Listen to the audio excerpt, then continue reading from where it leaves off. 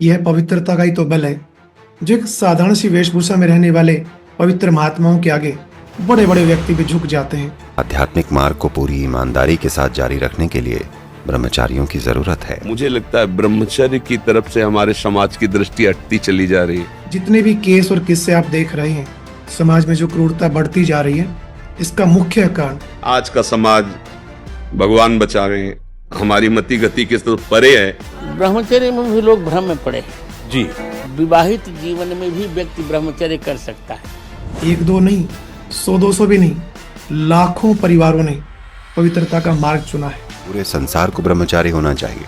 नियम ले लो, ब्रह्मचर्य रहो। ओम शांति।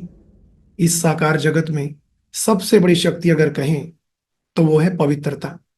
एक सच्चा ब्रह्मचारी जिसका अपने मन और बुद्धि पर पूरा नियंत्रण है, या कहें जो अपने मन का राजा है, वो पूरे संसार पर राज्य कर सकता है। ये पवित्रता एक ऐसी चुंबकीय शक्ति है कि जो अपनी तरफ सबको आकर्षित कर लेती है। आप एक छोटे से बच्चे को देख लीजिए, उसका कोमल हृदय और पवित्र मन कैसे सबका ध्यान अपनी तरफ खींच लेता है।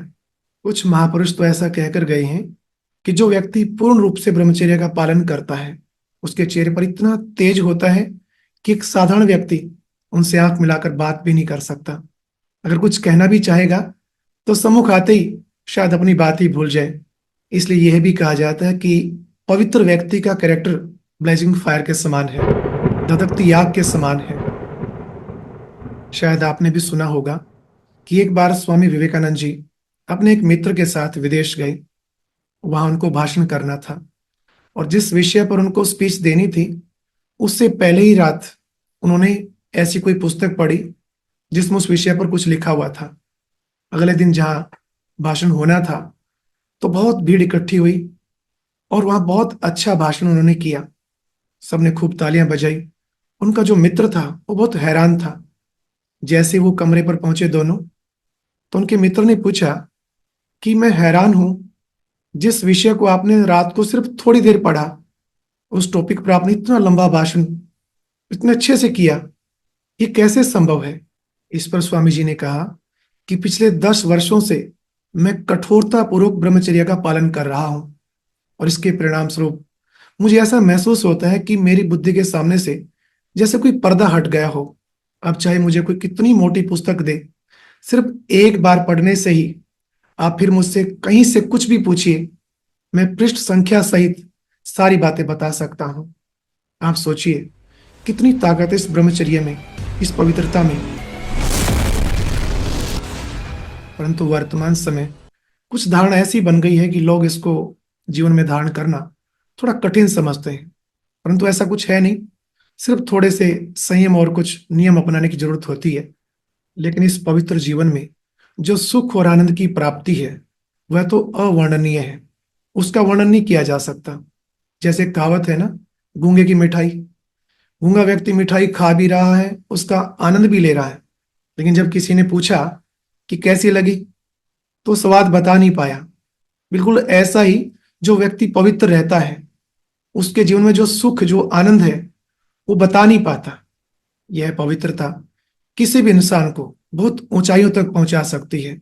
आप पूरा इतिहास पढ़ लीजिए, आज तक जितने भी महापुरुष हुए हैं, चाहे विज्ञान जगत में या राजनीति में, चाहे फिर आध्यात्मिक में या धार्मिक जगत में, सभी महान आत्माओं ने इस पवित्रता के कारण ही अपने मुकाम को हासिल किया है, उस चरम शिखर तक पहुंचे हैं। हम सब जानते हैं कि जैन धर्म और बौद्ध धर्म के जो संस्थापक थे, उनका जन्म राजसी परिवार में हुआ। उनके पास वो सब कुछ था जिन सुख सुविधाओं के पीछे आज मनुष्य भाग रहा है, और कई लोग तो उनको पाने के लिए नियम मर्यादाएं भी तोड़ रहे हैं। लेकिन धन वैभव से इतना संपन्न होते हुए भी महात्मा बुद्ध और स्वामी महावीर जी ने ब्रह्मचर्य का मार्ग चुना, साधना के पथ पर चले। आखिर क्यों? क्योंकि वो जान गए थे कि इन सांसारिक वस्तुओं में वो सुख, वो शांति है ही नहीं जो एक मनुष्य को चाहिए। आप एक छोटे से दृष्टांत से समझिए। हिंदू धर्म में आज भी विभिन्न पर्वों के उपलक्ष्य में कन्या पूजन किया जाता है। हर घर में कन्या का इतना मान होता है कि अगर गलती से उसको पैर लग जाए तो उसे क्षमा लेते हैं। ऐसा लगता है कुछ पाप हुआ है। लेकिन वही कन्या जब गृहस्थ में प्रवेश करती है तो पहले दिन से ही उसे सबके चरणों में झुकना पड़ता है। क्या कारण है? सारा मान पवित्रता का है। आज दुनिया में जितने भी केस और किस्से आप देख रहे हैं, समाज में जो क्रूरता बढ़ती जा रही है, इसका मुख्य कारण काम विकार की प्रवेशता है। ब्रह्मचर्य की कमी के कारण ही वो सब हो रहा है जिसकी कल्पना भी नहीं की जा सकती। ऐसा आसुरी स्वभाव काम विकार की प्रवेशता से ही होता है, जो व्यक्ति कुछ भी कर सकता है, किसी हद तक भी गिर सकता है। इसलिए तो महात्मा लोग समय प्रति समय आम जन से अपील करते हैं कि पवित्र रहिए, ब्रह्मचर्य का पालन कीजिए, अपने जीवन में संयम रखिए, परंतु कोई सुनता ही कहाँ है। अब हमारा तो इस विषय में बोलने की हिम्मत ही नहीं रह गई है। हिम्मत तो तब हो ना जब आपके आचरण पवित्र हो। 20-25 तक पहुंचते पहुंचते आपने अपना सर्वनाश कर दिया अन्य क्रियाओं से, अन्य वासनाओं से। कैसे बताए, कैसे बताए, कैसे तुम पवित्र होगे? जब कोई बड़ी दुर्घटना हो जाती है तो कुछ समय के लिए सब जाग जाते हैं, लेकिन कुछ समय पश्चात ही फिर से विकारों की गोद में सो जाते हैं। लेकिन अब जागना होगा। संसार परिवर्तन हो रहा है, नई पवित्र दुनिया आ रही है। इसलिए इन विकारों को विदाई दीजिए, नई दुनिया का आह्वान कीजिए, मिलकर सहयोग कीजिए। इस कलयुगी वायुमंडल में, ऐसे माहौल में इंसान को ब्रह्मचर्य का पाठ पढ़ाना और उसके प्रैक्टिकल जीवन में ऐसा उनको बनाना थोड़ा कठिन कार्य लगता है। इसलिए कुछ महापुरुष इस दिशा में कदम सोच समझकर बढ़ाते हैं। ये पान का बीड़ा सब नहीं उठाते। हर साल ब्रह्मचर्य के सैकड़ों आवेदन आते हैं। हम उनमें से बस 8-10 लोगों को लेते हैं। बहुत सारे गुणों को देखते हुए और तमाम संभावनाओं को देखकर हम हर किसी को नहीं लेते। और मुझे बड़ी खुशी हो रही है कि एक संस्था ऐसी भी है जो बहुत बड़े स्तर पर इस श्रेष्ठ कार्य को समाज में बढ़ावा दे रही है, जिससे जुड़कर 1-2 नहीं, 100-200 भी नहीं, लाखों परिवारों ने पवित्रता का मार्ग चुना है, ब्रह्मचर्य के मार्ग पर बहुत सहजता से चल रहे हैं। वो संस्था है प्रजापिता ब्रह्मा कुमारी ईश्वरीय विश्वविद्यालय। आज इससे जुड़कर करीब 10 लाख भाई बहनें अपने जीवन को पवित्र रूप से जी रहे हैं, ब्रह्मचर्य का पूर्ण रूप से पालन कर रहे हैं और बहुत सुखी हैं, बहुत आनंद में हैं। आप उनके अनुभव सुन सकते हैं। कुछ लोग ऐसा मानते थे कि गृहस्थ में रहते पवित्र रहना बड़ा मुश्किल है। ये तो ऐसे हो गया जैसे आग और कपास को एक साथ रखकर सुरक्षित रखना कितना मुश्किल है। ऐसे ही एक परिवार में रहते नर और नारी ब्रह्मचारी का पालन करें, ये कैसे हो सकता है? लेकिन इस अवधारणा को ब्रह्मा कुमारी संस्था ने तोड़कर यह साबित कर दिया कि गृहस्थ में रहते एक परमात्मा की याद में रहकर उनके द्वारा मिलने वाले सच्चे ज्ञान का पान करके आप सहजता से पवित्रता का पालन कर सकते हैं, ब्रह्मचारी रह सकते हैं। इस संस्था से जुड़े लोगों का अनुभव सुनिए, आपको मालूम हो जाएगा कि ब्रह्मचर्य जीवन जीना कितना सहज और सरल है। मैं पेशे से एक डॉक्टर हूँ। ब्रह्मचारी जो जीवन है सबसे पवित्र है, सबसे अच्छा है। पर्सनल भी अच्छा है, परिवार के लिए भी अच्छा है और समाज के लिए भी अच्छा है।